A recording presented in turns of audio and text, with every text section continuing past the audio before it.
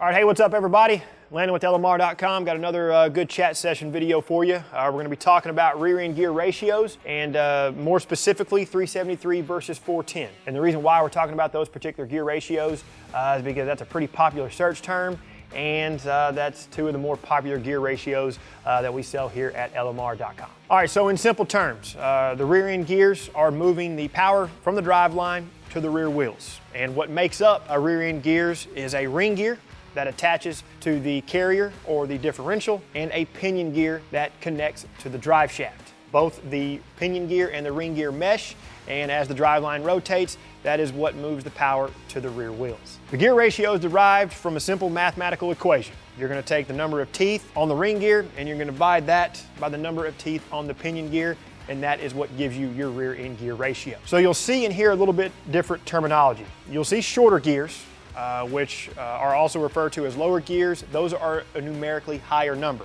okay? So 410, 411, 456. The other side of that will be a taller gear, which is also referred to as a higher gear, and those are numerically lower, okay? So 373, 355, 331, and so on. So speaking of that mathematical equation, again, ring gear, teeth divided by the number of teeth on the pinion gear. This is a 410 ring and pinion gear set. So the ring gear is going to have 41 teeth and the pinion gear is going to have 10 teeth. So some simple math. We take 41 teeth divided by 10 teeth, we get a ratio of 4.10.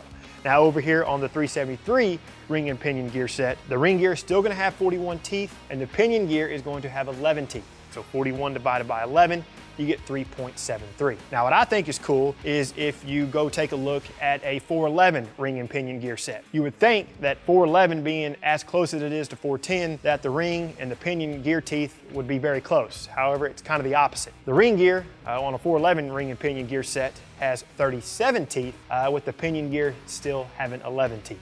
37 divided by 11, you get a ratio of 4.11. And since we live in the day and age of 2025, if you're curious, you can easily Google, the number of teeth on a ring gear and the number of teeth on a pinion gear for a 355 gear set, a 456 gear set, and even a 327 gear set. If you want to. All right, so let's move into some pros and cons. I think we can all agree on that pros and cons will always be dictated by personal preference and how we're going to use the vehicle. But in a nutshell, we can still kind of find the common denominator pros and cons for both 373 and 410s. So over here on 373s, there's going to apply less torque to the rear wheels. So that's going to reduce acceleration just a little bit. But the flip side of that, you're going to get a better, well-mannered car at highway speeds. You're also going to have a little bit more top speed with 373 gears. Speaking of those highway speeds, since the engine RPMs won't be as high, the engine won't be turning as fast, which will also result in a little bit lower oil temps. Now over here to a 410 gear, it's going to be the exact opposite as a 373. This is going to apply more torque to the rear wheels, so you're going to see more acceleration, but less top end speed. And speaking of top end speed, you'll lose a little bit of its manners due to the engine RPM turning a little bit faster, which a byproduct of that, you could see an increase in oil temps. All right, so which gear ratio is right for me? 373, 410, or one of the others? Well, that kind of goes back a little bit ago when I mentioned personal preference and the vehicle's use. But I think what we can first do is learn how to determine which rear end gear ratio is in my vehicle. Now we're speaking in terms of Ford because that's what we deal with here at LMR.com. And there's two areas you could typically look at to determine what rear end gear ratio is in your vehicle. One's gonna be the door tag and one's gonna be the tag on the axle. Well, the only problem with that is if somebody has switched those gears out, you bought the car second, third, however many hands down the road, you don't know what rear gear is in the vehicle and you may just have to go off of the person that was selling you the vehicle. So the surefire way to determine which gear ratio is in your vehicle is to just do the manual procedure of figuring it out. And it's very easy to do. You're gonna lift up the rear end of the vehicle. You're gonna put a piece of tape down the center of the drive shaft. Take another piece of tape, you're gonna put it at the 12 o'clock position on the tire. You will need a friend or a buddy to help you do this, but as you rotate the tire, your friend is going to count how many times the drive shaft rotates. So with one revolution of the tire, if the drive shaft turns 3 3/4, guess what? You probably got 373 gears. So I can reference. All right, ready? Yep.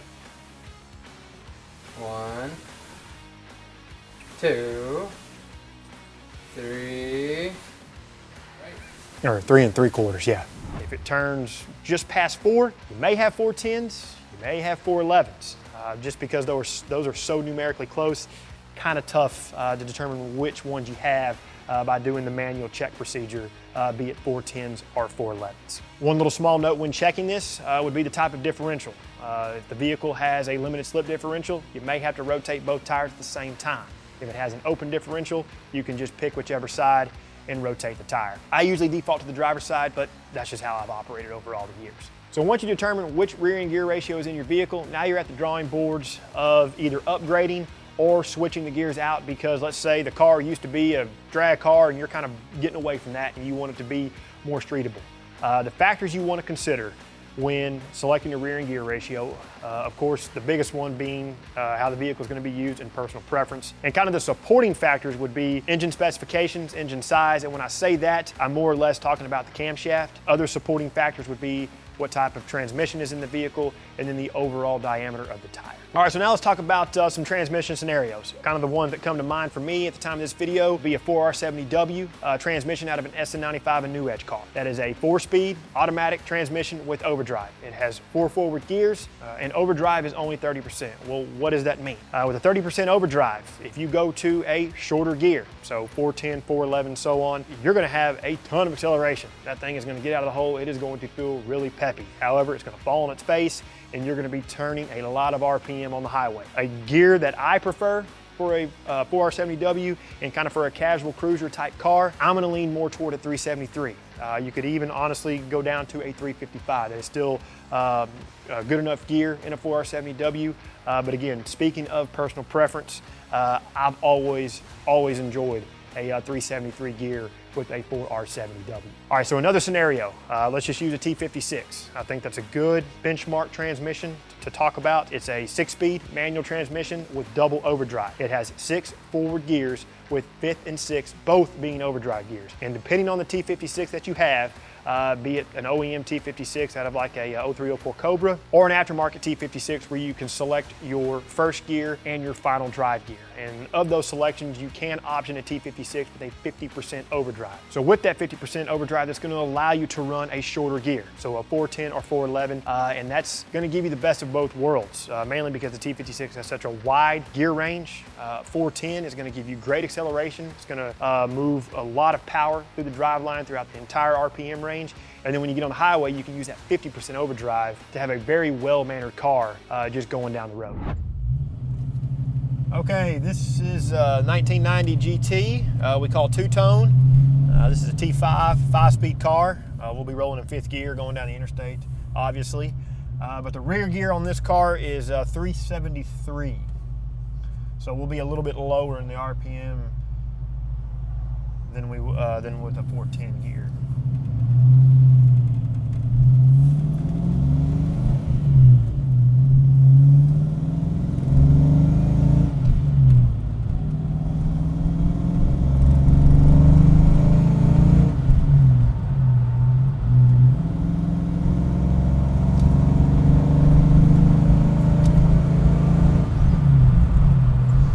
Two-tone's like, man,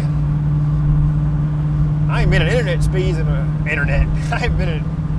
interstate speeds in a while. Okay, so we'll get up to 75 mile an hour. All right, we'll check it real quick with our GPS, make sure we're, okay, so it's actually, so we're about 5 mile an hour off.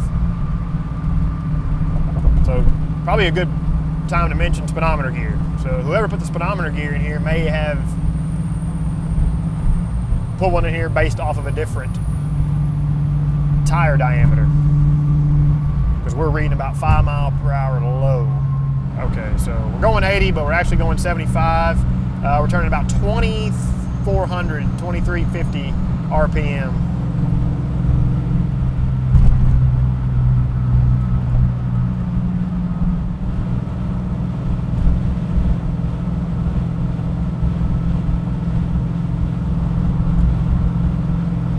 Oh yeah, good. All right, so we are in a 1998 Cobra T45 5-speed manual transmission, merging on the interstate. This car has 410 gears, so we'll get up to about 75 mile an hour, and we'll see how many RPM we're turning. By the way, this will be 5th gear. Right at 3,000. Good old Texas roads and their shakiness.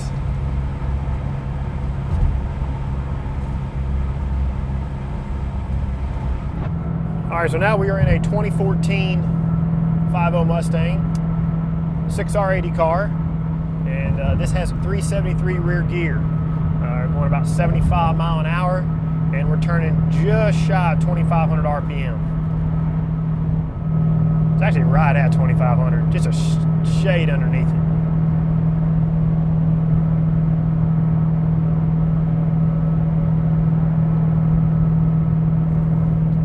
Having trouble focusing.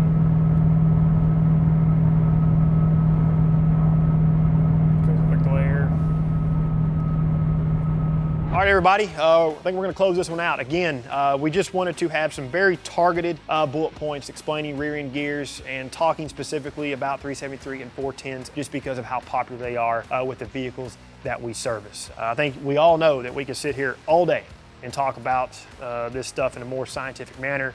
But sometimes we just need the meat and potatoes and kind of the high level notes to help us make a better buying decision whenever we're searching for rear end gears for our vehicle. Speaking of rear end gears, we have a ton of options available here at LMR.com. We'll leave some links for you down in the description, but we have ring and pinion gear sets only. We have complete kits where you get all your bearings, shims, crush sleeve, and even gear oil. With that, consider all the accessories associated with the rear end. Diff covers, axle bearings and seals, you name it. Speaking of those links in the description, we'll also leave a link to the rear end gear install that we did specifically on a Fox body Mustang with an 8.8, but a lot of things we show and talk about in that video can be applied to the other vehicles as well. And I think now would be a good time to comment below what your favorite rear end gear ratio is. If you do, be sure and talk about the vehicle, talk about how you use it, and maybe even the transmission with the tire size. I think what we can do with this video, we get some people on board, start commenting down below, we'll help everybody out. You know, they'll kind of do some comment surfing and take a look at all your setups, and that can, you know, further help someone make a good buying decision. And that's it. As always, if you find value in what we do, please consider liking the video, subscribe to the channel, and turn on notifications. And then until we see you in the next one, for all things Mustang, Lightning, Bronco, keep it right here at The Real Enthusiasts, LMR.